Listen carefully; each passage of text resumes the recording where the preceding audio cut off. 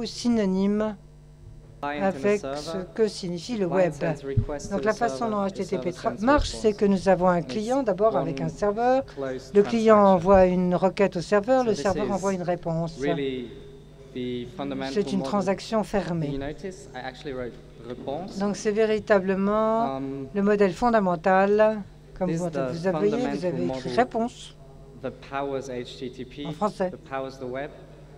C'est un modèle fondamental qui donne la puissance à HTTP et au web, et c'est génial. C'est super, c'est ce qui a permis au web de se développer de la façon dont il s'est développé. Mais ce n'est pas la solution la meilleure pour tout. Il y a certains cas d'usage où ça ne marche pas très bien, où ce modèle ne marche pas, où il y a des limites. Et je vais vous les montrer, les problèmes principaux qui peuvent être générés par cette architecture. Donc d'abord, le premier problème, c'est que c'est unidirectionnel. Il y a toujours un client qui a besoin d'initier une conversation. Vous ne pouvez pas envoyer des choses au hasard à partir du serveur. Vous avez toujours un client qui demande des données et le serveur qui réagit et qui répond. Et l'une des manières dont on peut analyser cela est un peu comme Shrek. Vous connaissez tous, j'en suis sûr, l'âne qui est fort ennuyeux chez Shrek. Il est tellement embêtant, il rabâche sans arrêt parce que...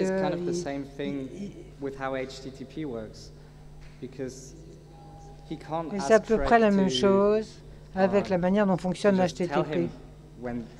Parce qu'on ne peut pas demander à Shrek de lui dire quand ça fonctionne, parce qu'il faut une réponse sans arrêt. Donc c'est le pool. C'est assez assommant, c'est très embêtant à faire. Donc le HTTP n'est pas le mieux pour tout. Ensuite, on a des problèmes de latence. L'HTTP n'est pas un protocole tellement lourd, mais il y a des problèmes que cela génère. Par exemple, chaque requête HTTP est une sorte de nouvelle connexion. Ce n'est pas complètement vrai. Et il y a des choses sur l'HTTP 1.1 qui peuvent vous aider à résoudre ces problèmes. Par exemple, Keep Alive. On utilise les mêmes connexions HTTP qui correspondent à la requête.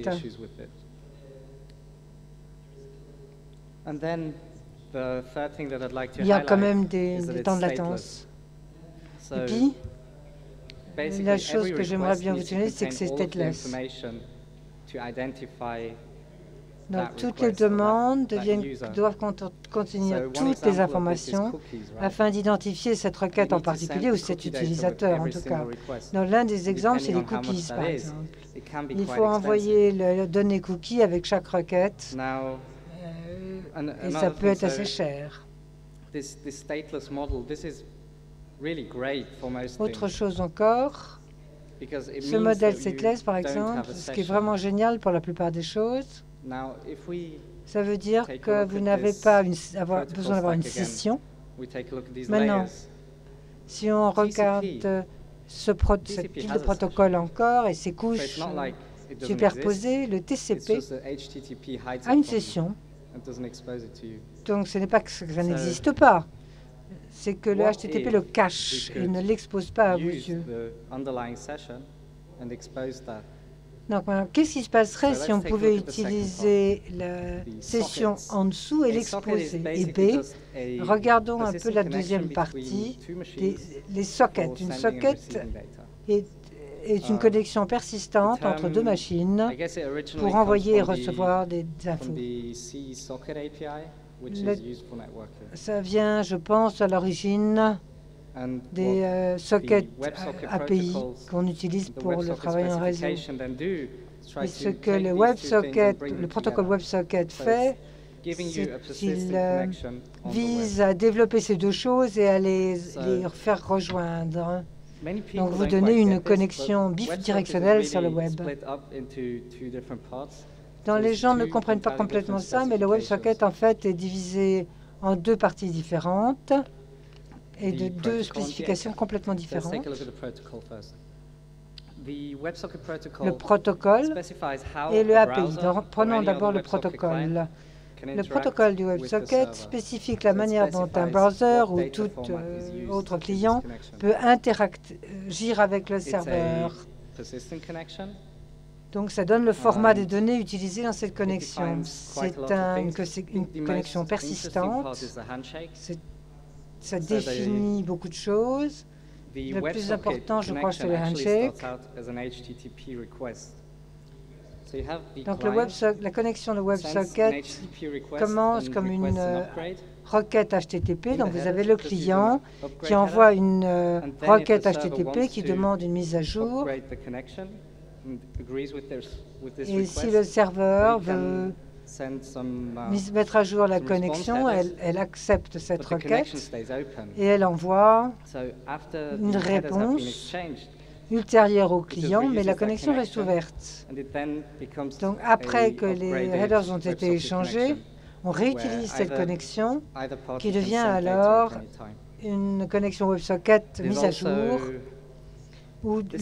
C'est donc bidirectionnel et l'une ou l'autre partie peut envoyer des infos. C'est également une distinction importante à faire. C'est que beaucoup de gens pensent que les WebSockets sont comme le TCP pour le web. Il y a en fait une différence fondamentale. Le protocole de WebSocket définit le cadre des messages. Donc, TCP est orienté stream et le WebSocket est orienté message. Le TCP a un stream de data infini qui peut rentrer et sortir à quelque moment que ce soit. Et c'est de votre responsabilité de poster cela sur des messages individuels. Alors que le WebSocket n'a pas besoin de ça parce que ça vous donne déjà un message originel et ça fait déjà ce genre de bidirection pour vous-même, ce qui est vraiment pas mal. Donc pour les proxys maintenant, le type qui a écrit ça, on l'a véritablement testé contre d'autres tas de logiciels existants pour pouvoir le déployer au mieux possible et l'utiliser avec les hubs et les softwares qui existent.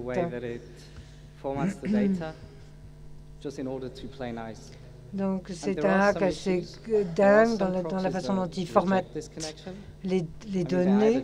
Et il y a des problèmes de cette technologie, il y a des rejets de cette connexion. Soit de fermer la connexion après 30 secondes, par exemple. La seule manière d'avoir quelque chose, une connexion sécurisée qui marchera quoi qu'il arrive, c'est d'utiliser SSL, parce que le proxy ne la touchera pas, il ne la verra même pas.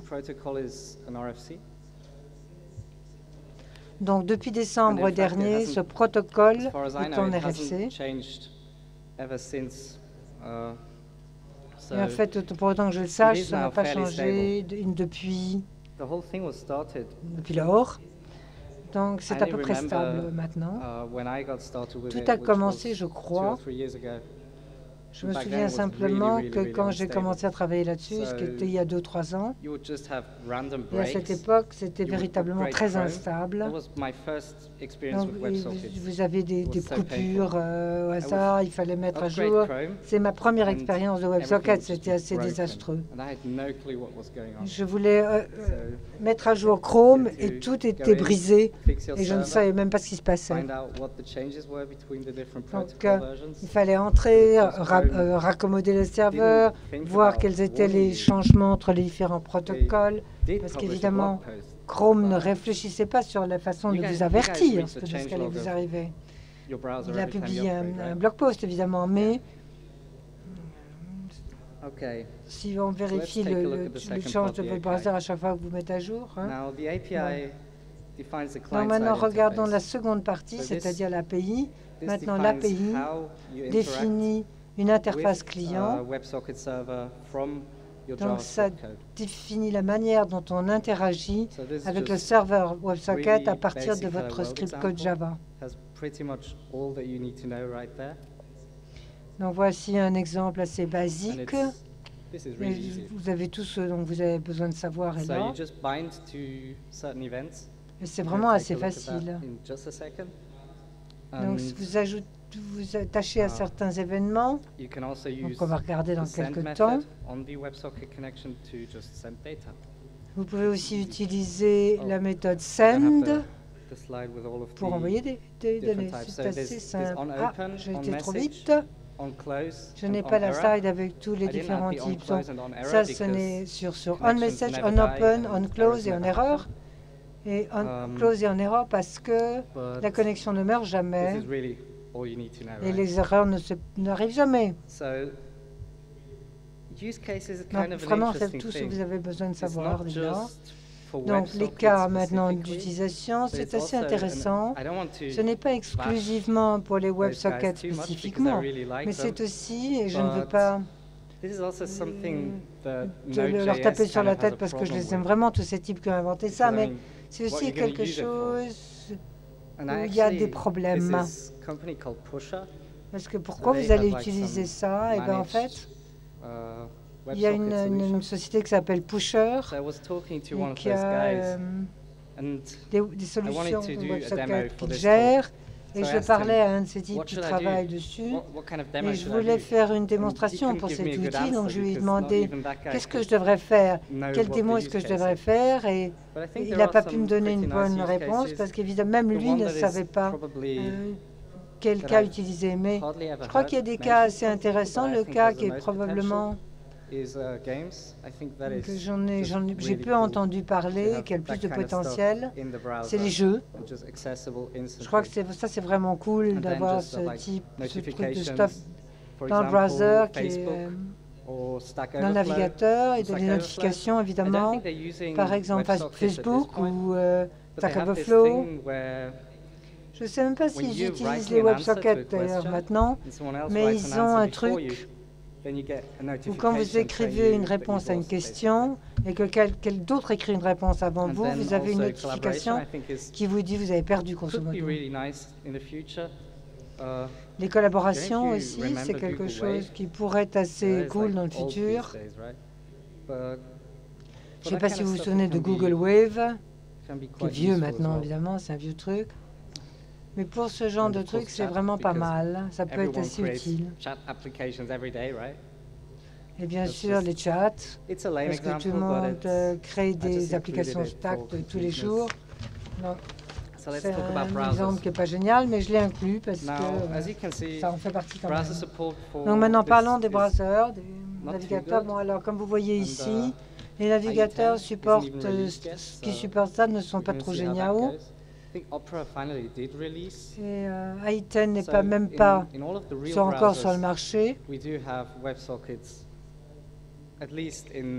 Donc sur tous les navigateurs, vraiment, on a des WebSockets. En tout cas, dans les versions les plus récentes. Mais c'est un peu merdeux. Donc, qu'est-ce qu'on peut utiliser pour réparer toutes ces erreurs? Est-ce qu'on a déjà entendu parler de Socket.io chez vous? D'accord, c'est génial, il y a pas mal d'entre vous qui connaissent ce que c'est. Dans Socket.io, ce que ça fait, c'est que, trop de choses, à mon avis d'ailleurs, et l'une des choses qu'ils tentent de faire, c'est de vous donner une abstraction de transport. Il y a des manières vraiment bizarres dont on peut implémenter ce genre de fonctionnalité pour tous les navigateurs. Peut-être je vous donnerai plus de détails par la suite.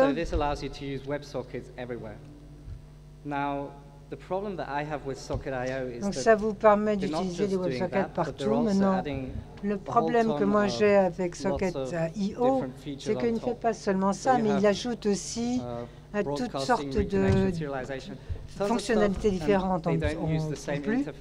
Donc vous avez la diffusion, la reconnexion, la sérialisation et un tas d'autres choses sans utiliser la même interface que WebSocket et pas WebSocket API. Donc c'est quelque chose de une solution très monolithique et ça veut dire que vous ne pouvez pas l'utiliser avec d'autres choses. Donc qu'est-ce qu'on peut faire pour réparer ces problèmes? SockJS. Qui est-ce qui a entendu parler de SockJS? Personne? Wow, que c'est étonnant. Si un type, t'es génial, t'es trop génial. Donc SockJS fait la moitié de ce que le reste fait. Donc, il est focalisé sur la couche transport sans essayer d'inventer un propre API, mais en utilisant l'interface existante. Donc, si vous voulez, c'est une sorte de joint WebSocket. Donc, si on veut utiliser SockJS à la place de créer un nouvel objet WebSocket, vous créez un nouvel objet SockJS, et c'est tout ce qu'il y a à faire. Il y a encore une différence, c'est qu'au lieu d'avoir le WS dans ce... Si. Attends, je ne l'ai pas ici, mais bon. WS // donc il faut avoir HTTP. Je ne suis pas très certain en fait qu'on doit besoin d'HTTP, mais tous les exemples l'ont, donc je suppose qu'on en a besoin maintenant. Parlons un peu maintenant des stacks et de tous les différents logiciels et toutes les différentes parties qu'ils ont. Donc, si vous voulez avoir ce type de fonctionnalité, si vous voulez avoir un serveur qui peut avoir une connexion à long terme qui ne s'arrête pas, c'est probablement ça qui est la même utilisation. C'est probablement assez utile d'utiliser du stack asynchrone parce que vous ne voulez pas faire Apache ou autre chose parce qu'il y a trop de problèmes de connexion. Parce que même si on a 200 connexions, ces connexions ne se ferment pas et vous allez détruire votre ordi. Donc il y a une pile asynchronique et input-output avec un seul fil. You all know what Node is, right? Yes? No? Who doesn't know what Node.js is? Qui marche beaucoup mieux. Good. Vous savez tous ce que c'est que les Node.js, n'est-ce pas? C'est un nœud. Node.js, vous savez ce que c'est que le Node.js? Non, je veux juste vérifier. The nice thing about SockJS is that it really integrates nicely. Donc, ce qui est génial sur le SockJS, c'est que ça intègre tout assez bien. Donc, voici le serveur, par exemple. Et ce qui est vraiment bien, c'est qu'elle intègre assez plaisamment tout ce qui existe, les parties qui existent. Donc, au lieu d'avoir un serveur WebSocket ou un SockJS, vous pouvez intégrer cela avec autre chose. Vous ne pouvez pas encore le faire en fait avec Express, mais ils essayent de le rendre possible et ça vous permet de faire des choses du type comme le routage. Donc on peut avoir un préfixe, des bundles de préfixes grâce au serveur et vous pouvez utiliser des choses existantes. Vous n'avez pas besoin d'utiliser des nœuds. Vous pouvez utiliser Python, vous pouvez Ruby, vous pouvez même utiliser Java. Java est probablement la meilleure solution de ce côté-là. Why no PHP? Why wouldn't I use PHP for this? Pourquoi donc awesome slide, ne pas de PHP? Je vous le demande, pourquoi ne pas utiliser PHP pour cela? The way PHP works is that it's really meant to be run behind a web server. La manière dont le PHP fonctionne, c'est que c'est véritablement fait pour marcher à côté d'un serveur existant. La plupart de ces serveurs vont avoir des modèles avec un nouveau thread pour toute requête PHP. L'autre chose, c'est que la manière dont l'architecture PHP fonctionne et vous avez une requête, vous faites des trucs et puis ça meurt. Le processus disparaît. Et c'est véritablement optimisé dans ce cas-là. Et c'est probablement pourquoi le PHP n'est pas la solution préférable à appliquer et qu'il vaut mieux avoir un WebSocket. Il est possible de faire cela. En fait, le WebSocket, j'en suis pas sûr, mais une connexion à long terme, c'est tout à fait possible d'avoir un HTTP connexion qui marche et qui fonctionne avec le PHP derrière Apache, par exemple. Mais ce n'est pas amusant, c'est vraiment difficile et ça ne peut pas, ça va crever assez rapidement. Donc, comment utiliser pour créer un website web, une application? Eh bien, un sync, donc en Skype, je suppose on a Symfony, et on a une application basée sur Symfony, c'est vraiment très cool. Vous utilisez Nginx. Quand vous avez cette async et ce sync, cette pile stack et async, comment ça marche? Et ben voilà. Il faut vraiment avoir deux piles séparées, deux piliers séparés. Et ce serait ma recommandation personnelle de façon de procéder. Donc vous avez l'async qui fait tout le travail, et puis vous avez un truc asynchronique qui fait des tâches spécifiques. Donc vous avez l'Nginx, la Symfony, l'application, le Silex, mais Silex c'est cool. Et à côté, vous avez un serveur séparé. That's cool. I mean, I don't mind having two servers. That's all right. But et c'est pas mal non plus. Moi, je veux bien avoir deux serveurs. Mais comment est-ce qu'ils communiquent entre eux? Eh bien, l'entrée est 0MQ. Quelqu'un a entendu parler de 0MQ? Who in this room has used a message queue? Donc, c'est quoi 0MQ? A few more people. Qui dans cette traditionally, message queues are just pièce a utilisé un queue message? Il y a quelques autres. Eh bien, les message queues sont des systèmes utilisés pour connecter différents processus. Donc on a des queues, on a un process, on a un second process. Comment est-ce que ces process se communiquent entre eux? Eh bien, ils envoient quelqu'un dans la queue, le second process l'obtient. Donc ça vous permet d'avoir des interconnexions, des loggings, des routings, etc. Le 0MQ est un peu différent de la plupart des autres systèmes parce que ce n'est pas véritablement un démon. La plupart des messages queues, vous avez quelques processus qui gèrent tout ça. Avec 0MQ est plus comme une bibliothèque de networking. C'est une bibliothèque en fait. Donc vous avez deux processus qui se parlent directement, sans aucun intermédiaire. Maintenant, si on veut utiliser 0MQ avec PHP, il faudra l'installer comme une extension PHP. C'est pas trop difficile. Et ça marche assez bien. En fait, ça marche vachement bien. Donc la manière dont on communique avec ce processus, c'est que on veut envoyer des messages à Node.js, par exemple. Si on a un logging, et on veut le montrer en temps réel, on génère le logging PHP, donc quand la requête arrive et qu'on veut la connecter, on l'envoie à travers 0MQ dans Node.js et Node.js va le renvoyer au client. Donc il y a une communication triangulaire. Et pour être sûr que vous comprenez bien, parce que c'est assez compliqué à expliquer. Donc le PHP, Node.js, le client se connecte à travers PHP. Node.js, c'est une seule requête, c'est une requête qui reste ouverte, et quand la requête arrive là, vous avez l'option d'en l'envoyer ici, qui renvoie en bas. Donc c'est un tridirectionnel là. Donc, je pense que ça, c'est clair. Et pour être encore plus clair, ça ne doit pas être 0MQ systématiquement, ça peut être n'importe quel MQ. Et en fait, il n'y a même pas besoin d'être en PHP, donc toute forme d'architecture qui soit sync et async, qui dans la plupart des cas, c'est toujours la même chose à faire. So, demo time! Va besoin d'une communication bidirectionnelle. Alors, démo maintenant. Est-ce que vous voyez? Bon, ok. Donc, le premier exemple que j'ai souhaité partager avec vous, je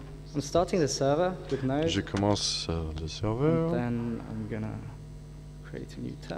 je vais créer un tab, un onglet. Je vais ouvrir mon navigateur préféré.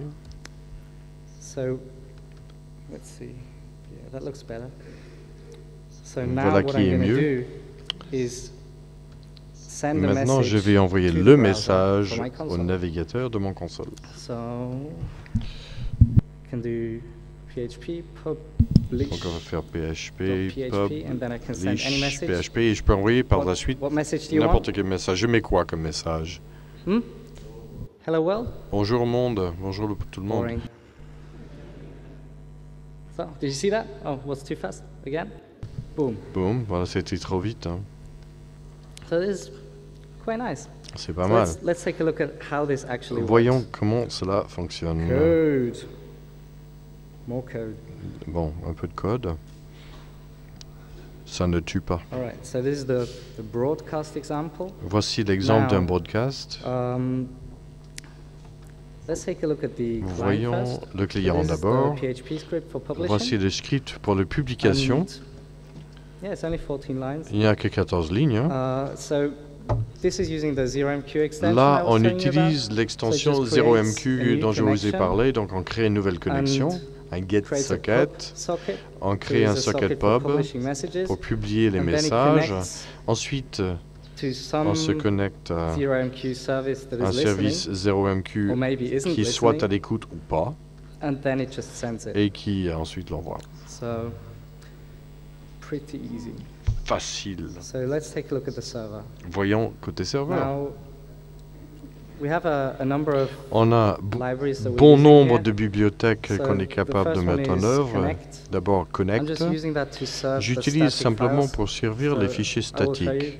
Je vais vous montrer, mais c'est vraiment HTML et JavaScript. Ensuite, on a 0MQ. C'est l'inverse, c'est l'opposé de ce qu'on a vu tout à l'heure. On crée un socket avec une souscription à tout.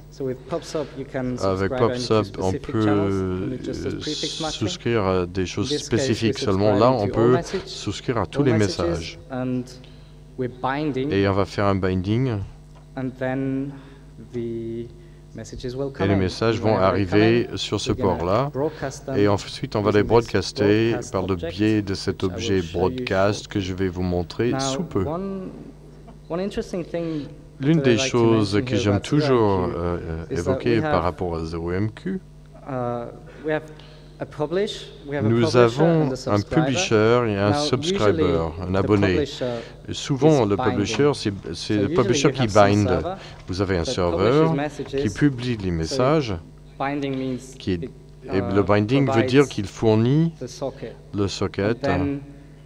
Et ensuite, vous avez un client qui se connecte et qui s'abonne à un événement. Mais dans ce cas précis, c'est le contraire. Vous avez le client qui publie les messages et le serveur qui s'abonne.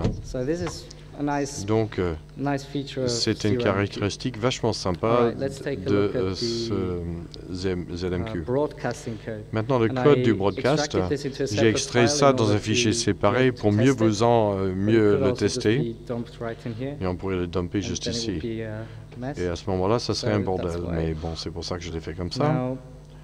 Ici, on exige SockJS, on crée un serveur SockJS, et à chaque fois qu'on ouvre une nouvelle connexion, on va pusher la connexion dans ce client broadcast. En fait, c'est une matrice d'utilisateurs connectés. Et lorsqu'il se ferme, lorsqu'il close, on l'enlève de la matrice. Ensuite, nous avons une méthode send. Lorsqu'on fait broadcast.send, pour chaque client et pour chaque fonction, on va balancer le message. Pour ceux qui connaissent Socket.io, c'est pratiquement la même chose. Les mots sont un peu différents, mais en fait, on change 3 lignes et ça roule.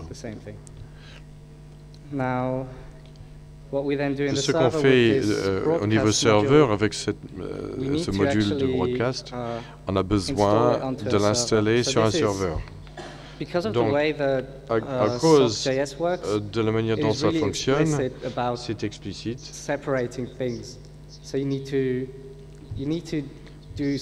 On a besoin de faire un travail additionnel pour le connecter, ce qui rend les choses un petit peu plus inutilisables.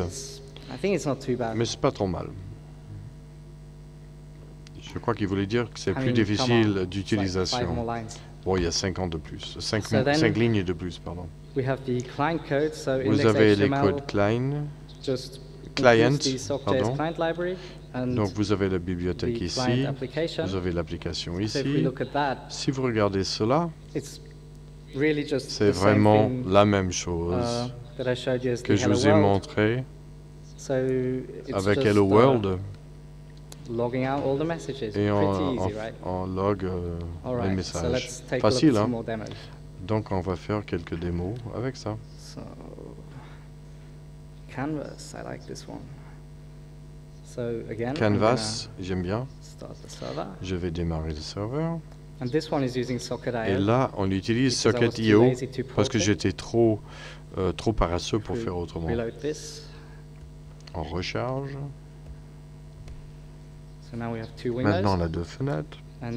Et lorsque je vais donc dessiner quelque chose ici, vous allez le voir apparaître en face. Et ça marche par Internet, hein?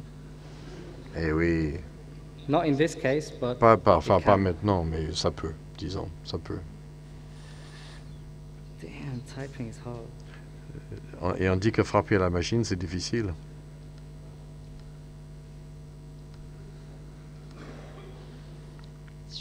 Et on a un nouveau logo, vous aimez? C'est bien, hein? Bon. Je vais pas vous montrer les codes parce que il y en a beaucoup. Voici ce qui arrive lorsqu'on arrête le serveur. Il commence à se fâcher. Maintenant, un démo sur le chat. J'ai pas envie de vous le montrer. C'est pas terrible. Bon, on démarre le serveur avec SockJS. En fait, je vais utiliser une fenêtre séparée.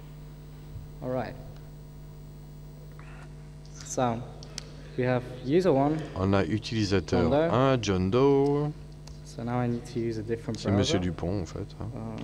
Et j'utilise un autre navigateur pour l'autre fenêtre.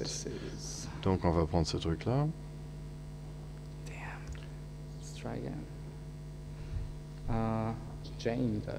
Jane Doe. Donc, maintenant, espérons on peut taper et le voir. Hello, hello. What's up, what's up. Très facile. Mais je vais vous montrer comment ça marche. Voyons de plus près. Au lieu de faire broadcast, on prend le chat.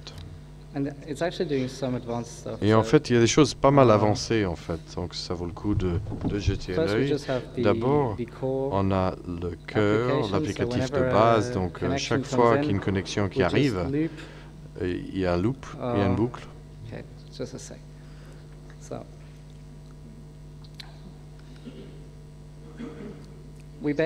En fait, on a un tampon de messages.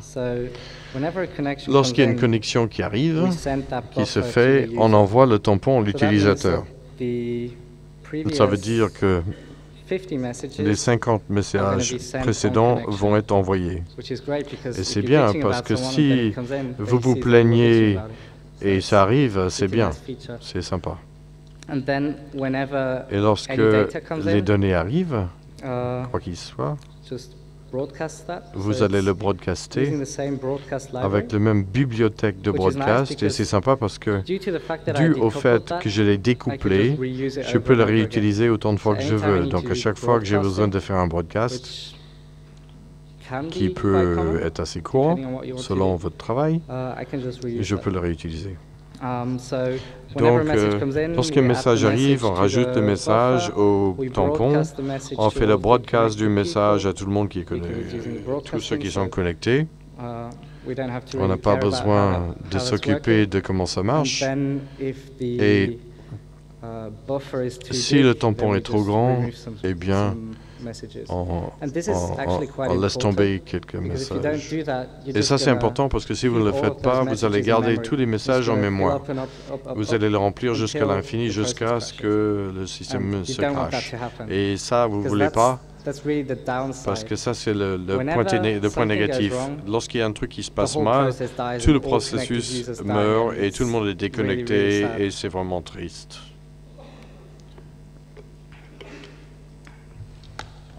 Bon. Prochaine démo. J'en ai une autre, oui, effectivement. Le tunnel.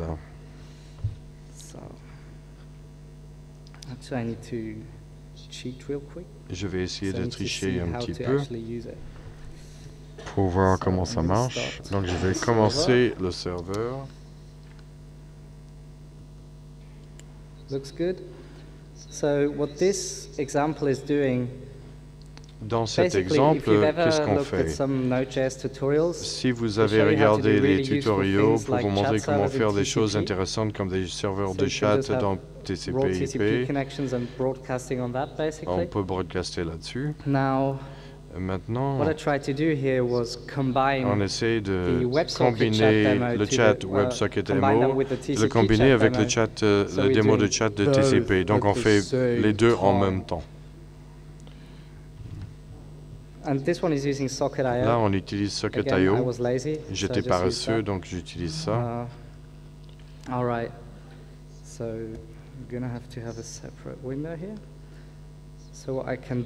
Je vais avoir une fenêtre. Je peux faire un telnet sur. J'arrive pas à voir. Quelque chose 5000, bref. Maintenant, je suis connecté par le biais d'Internet. Vous avez déjà utilisé Telnet, je suppose, non? Si.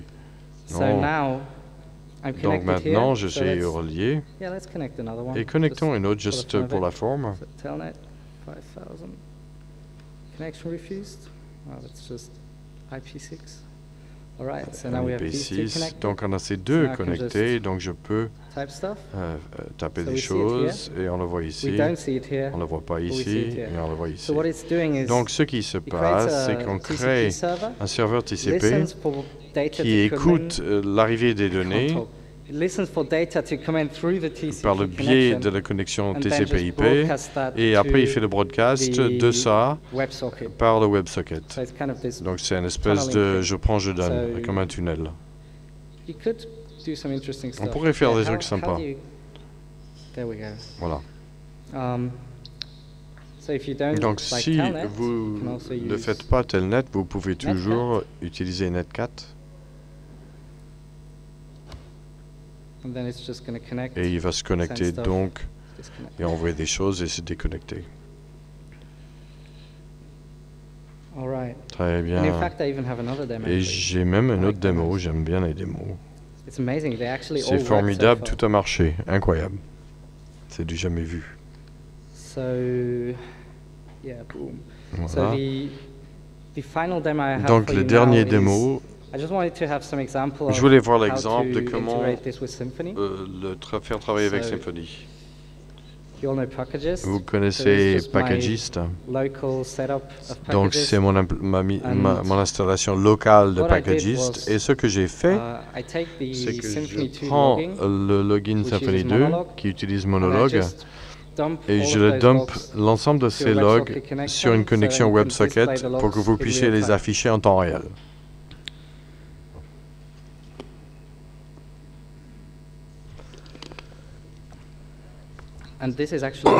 Et en fait, on utilise ici le serveur de broadcast, qui est assez sympa aussi, parce que le serveur est assez générique, en fait.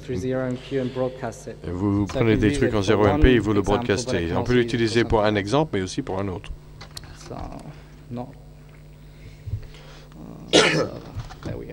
Nous voilà. This is the page. Voici la page. So now I can create a new je peux donc en créer. Je fais créer une nouvelle fenêtre. Et il dump tous les logs. I don't know if it's useful, je ne sais pas si c'est utile, mais c'est sympa. And you can also use the app. Et on peut également utiliser l'application. On peut utiliser l'app controller. Et là, il ne va pas vous donner le même ensemble de messages. Donc, je vais vous montrer comment je l'ai fait. Je l'ai fait il y a une demi-heure. Nous voilà. C'est pas beaucoup de code. C'est juste un bundle simple. On a un contrôleur pour cette chose-là. Et là, ça n'est pas bien là. Vous avez le contrôleur qui fait un rendu d'un template, un template Twig. On va le regarder. Donc, on a l'inclusion de SockJS. On va créer une connexion au canal broadcast. Et lorsqu'un message arrive, il obtient le logs container qui est là. Et il rajoute les données. En fait, je n'ai pas utilisé jQuery et c'est pas mal. Du côté serveur, j'ai utilisé un handler monologue personnalisé. Vous savez, c'est une classe qui fait quelque chose avec des log messages. Ça peut être un gestionnaire de stream qui se log sur un fichier, qui log sur un fichier. Et là, c'est un handler et on peut le configurer aisément. Donc, on prend l'hôte. Il y a une méthode. Ah non, ça ne devrait pas être public, c'est privé. Il y a une méthode pour connecter un socket de manière paresseuse parce qu'on ne peut pas le connecter lorsqu'on ne fait pas d'historisation. Et ensuite, à chaque fois que vous écrivez, vous faites Connect Socket et vous envoyez les données. C'est vraiment le B.A.B.A. Et là, on a la configuration du service, on définit les classes. Vous l'avez déjà vu, hein? J'aime pas XML, en fait. On définit le nom de classe, on définit le service, et ensuite, on va passer cela comme argument. Voilà le hôte que vous pouvez affecter dans le fichier paramétrage. Et donc, vous avez le chaîne de connexion 0MQ. Et il faut aussi le rajouter au handler monologue. Tout va bien? Oui, c'est le B.A.B.A. Et je vais le publier, hein, ça. Donc, je n'ai pas encore fait, mais je le ferai 5 minutes après ce que j'ai fini ici. Voilà tout ce que j'ai pour les démos. Maintenant, j'ai envie de vous montrer quelques utilitaires dont vous pouvez vous servir pour déboguer, pour voir ce qui se passe sous le capot et comment le protocole fonctionne. Vous n'allez rien piger, mais je m'en fous. Parce que c'est que des données binaires, hein, mais bon. Mais ça peut être sympa, utile, de voir si des messages partent, s'ils sont envoyés. Mais le meilleur outil pour le débogage, c'est printf ou un dump PHP. Des gens aimeraient me tuer, peut-être certains, mais je l'utilise tout le temps. La plupart des cas, c'est vachement plus rapide qu'un débogage, un outil de débogage. Mais c'est mon opinion, mon humble opinion. Donc Chrome Inspector, dans le build Canary, qui est en fait finalement les meilleurs builds de Chrome, il y a un connecteur WebSocket dans la boîte à outils. Donc je vais devoir broadcast.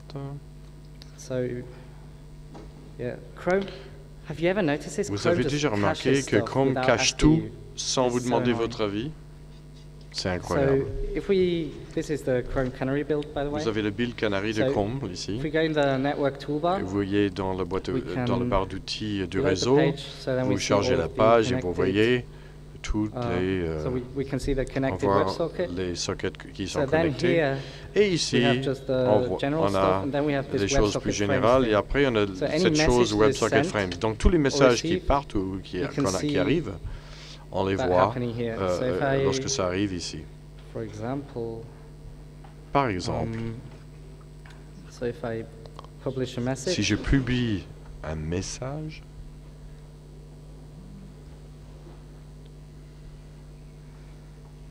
il n'y a pas de mise à jour.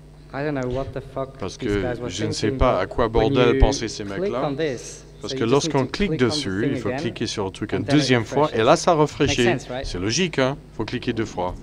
Dieu sait pourquoi. Enfin bon, ça pourrait être mieux fait, mais bon, c'est utile quand même. Hein. Et comme vous pouvez le constater, on a différents types de cadres, de frames. O, c'est un frame ouvert. H, c'est un battement. Un battement de cœur. Et là, H, je ne sais pas ce que c'est. ASCII, peut-être. Bon, c'est une chaîne. Bah, c'est pas de l'ASCII en plus, donc c'est peut-être que ça veut dire texte en fait. Voilà pour l'inspecteur.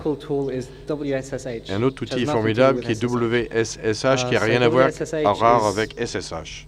Le WSSH est un outil de débogage pour le débogage de serveurs et des clients pour les WebSockets.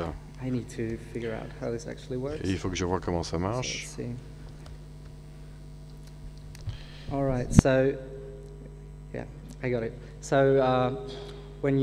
bon, c'est bon. Lorsque vous appelez WSSH et vous passez un URL de WebSocket, puisque vous utilisez SockJS, vous avez le /WebSocket. Et dans ce cas, vous avez une connexion WebSocket. Donc SockJS, par défaut, dispose de tous ces transports fallback. Si vous faites /WebSocket, vous avez... oui, mais on peut s'y connecter en fait. Donc là, vous voyez, c'est un dump de bizarreries aléatoires. Donc si on se connecte... So if we send a message now, there you go. So it just shows you what it received, which can be useful. So then we have ngrep. Et il vous montre ce qu'il a reçu, ce qui peut avoir son utilité. Il y en a ngrep, vous connaissez. C'est comme une version utilisable de Wireshark, si vous voyez ce que je veux dire. Je suis paresseux, donc je fais que des copies-coller. Donc, vous avez besoin de raconter les mêmes choses que vous raconteriez à Wireshark. Vous dites sur quelle interface il faut écouter. Vous lui dites... bon, je vais vous montrer, hein, c'est plus simple. Comme vous voyez, ça vous montre les requêtes HTTP. Là, vous voyez bien qui fait la mise à jour. Et à chaque fois que vous envoyez un truc, donc voici le battement de cœur, donc il envoie quelque chose. And then finally, not really WebSocket related, but for ZeroMQ, there's ZMQC.